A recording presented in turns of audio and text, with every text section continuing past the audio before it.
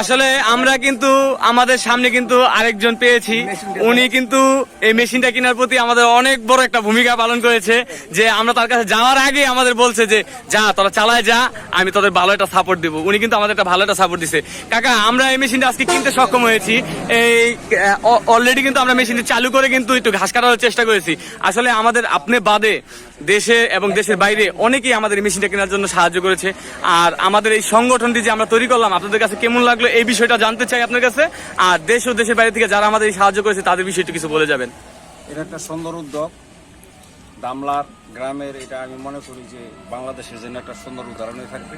আমাদের যুবকরা আগে এসে মাদকের বিরুদ্ধে, আমাদের যুবকরা আগে আইছে সমাজ গঠনে।